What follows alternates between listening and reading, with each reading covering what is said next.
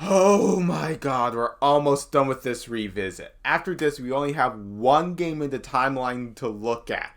But for now, let's jump 14 years from 2021 into the future, that is 2035, into the events of today's game, Castlevania Aria of Sorrow.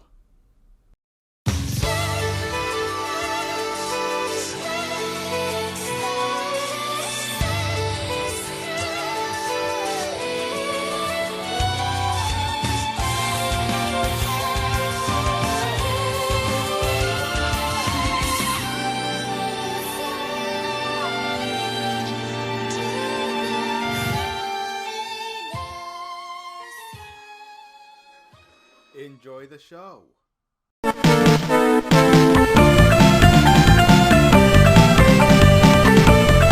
Hello everyone and welcome back to a brand new installment in the Castlevania Timeline Revisit. Where we last left off, we saw the end of the Morris family during the events of Castlevania Portrait of Ruin. Now for today's re-review, it's Castlevania Aria of Sorrow. Aria of Sorrow is a 2D Metroidvania released in May of 2003 for the Game Boy Advance, just a few days after I was born. It was also re-released on the Wii U Virtual Console in October of 2014. It was also given another re-release, this time via the Castlevania Double Pack released for the Game Boy Advance in 2006, which also comes with Harmony of Dissonance. This was how I first experienced the game and I did enjoy it, but here's the question. Is this game actually good, and is it something I can recommend to you? Let's find out. So Aria takes place in 2035, 91 years after the events of Portrait, and it follows an exchange student named Soma Cruz, who, along with a close friend of his named Mina Hakuba, gets sucked into Castlevania during a solar eclipse.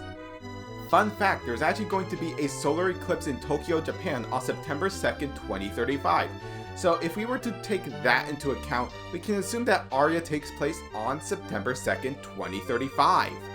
Soma and Mina later meet up with Genya Arikado, who helps defeat a group of skeletons and one of their souls find their way into Soma. This will be important later. Also, Genya Arikado is actually Alucard. Arikado is just Japanese romanization of Alucard. Anyways, Arikado / Alucard tells Soma to go to the Master's Chambers.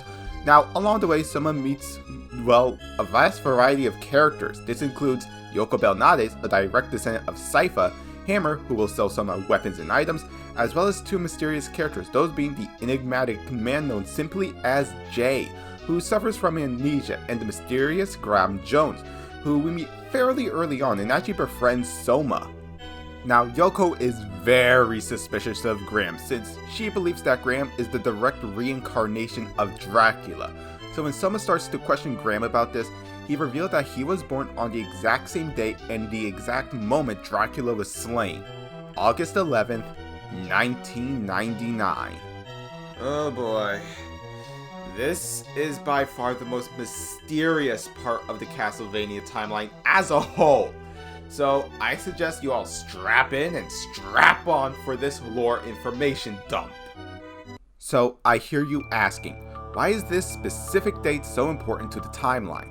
You see, August 11th, 1999 is the time of something called the Demon Castle War of 1999.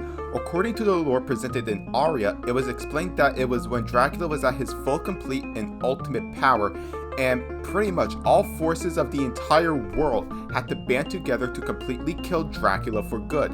In fact, in the mobile game Castlevania Grimoire of Souls, it was revealed that Alucard, who was going by Genya Arikado at the time, suggested the idea to seal Castlevania within a solar eclipse pretty much. Now, I'm just going to say who the enigmatic J is. It's Julius Belmont, the man who successfully killed Dracula in 1999. Now, besides Julius, Alucard, and Yoko, there are some other characters that were said to be involved. The most notable of them would be the returning cast from Portrait of Ruin, though all four of them, Jonathan, Charlotte, and the Lacarde twins, will all be in their 70s by then. Saint Germain, yeah, remember this guy all the way back in Curse of Darkness? He was also hinted to be a visitor to the events of the Demon Castle War, and therefore could have been involved in the war and witnessed it as well. Now, I'm also hearing you say, was this prophesized? Yes, it was. by Michael de Nostradam, or how most people call him, Nostradamus. He was actually a real French astrologer born either December 14th or 21st of 1503 and passed away on July 1st or 2nd, 1566. So if we were to also connect him to the timeline, we can assume he would be alive around Christopher Belmont's era. And it was speculated that Nostradamus foresaw all of Dracula's resurrection and even his ultimate defeat. He also predicted that come 2035, a new master would come to Castlevania and inherit all of Dracula's powers. Anyways, with that massive lore dump out of the way, let's get back to the story. When we later meet Graham again, he is seen stabbing Yoko with a knife, and Arikado promises to take care of Yoko. We fight Graham, and it's revealed that Graham isn't the true reincarnation of Dracula, but with Soma. So technically speaking, this is the first Castlevania game with a playable Dracula. Anyways, Soma heads to the Chaotic Realm, defeats the manifestation of chaos, and the game ends. So that was the plot of Aria of Sorrow. Overall, this is really great.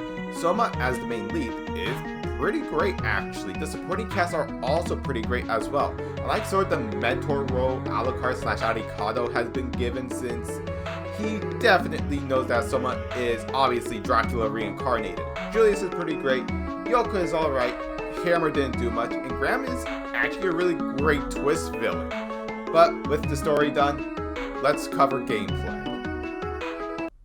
Gameplay of Aria has us in control of Soma Cruz from beginning to end, and the name of the game is Explore, Jump, Fight, Absorb Souls, and Die. Yeah, let's just get the main gimmick of Aria out of the way first. This game introduces the soul system, meaning that an enemy will have a chance to give Soma their soul, meaning you can use that certain ability. There are actually 4 types of souls Soma can use. Bullet souls, which replace the sub-weapons, guardian souls, which provide more defensive options, enchanted souls, like we could turn Soma into Jesus and make him walk on water, and finally, ability souls, which are basically the relics in previous Metroidvania entries.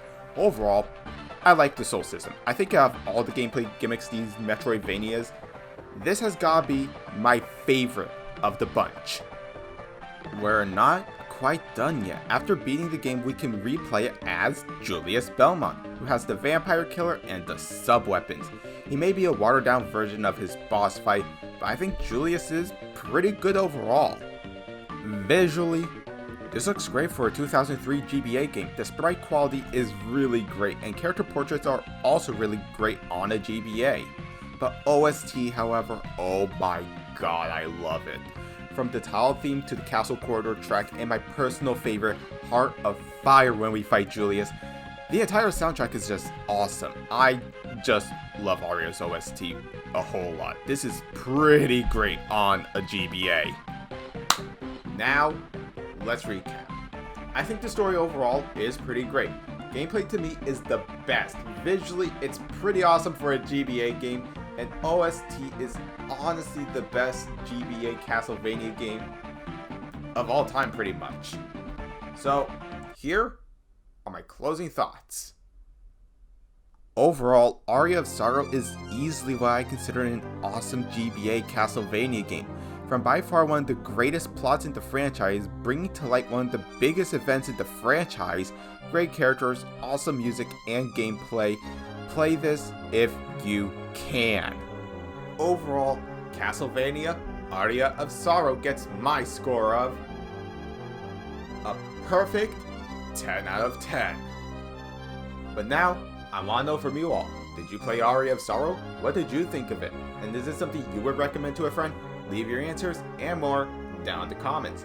Give this video a like if you enjoyed it, and while you're here, consider subscribing and turn on the bell to be notified whenever I make a new video. As always, my social media links are down below. I've been Horror Kid, and join me for the finale of the Castlevania timeline, where I take a second look at Castlevania Dawn of Sorrow for the Nintendo DS. Till then, you all stay safe and take care.